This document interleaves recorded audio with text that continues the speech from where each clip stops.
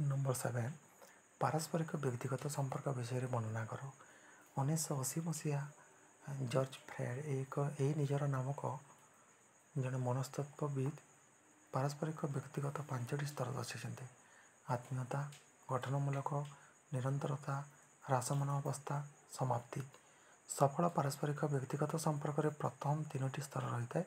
उच्च शिक्षा क्षेत्र में छात्र जीवन में यही संपर्क अनेक क्षेत्र में केवल शिक्षा समाप्त पर्यंत रही है।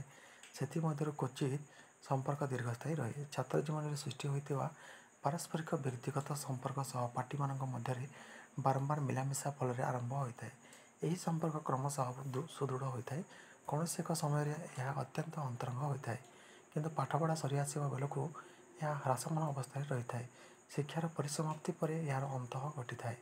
केतेक क्षेत्र में बारंबार मिलामिशा नक पारस्परिक व्यक्तिगत संपर्क सृष्टि होता है।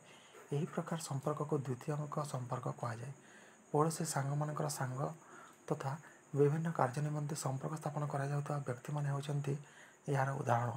कर्मस्थल में समान पदवी कर्मचारी पारस्परिक व्यक्तिगत संपर्क रही है। ये क्षेत्र में अधिकांश संपर्क होची वृत्तिभित्तिक। वास्तव में देखा गले कौन व्यक्तिगत संपर्क चिरस्थायी नुहे।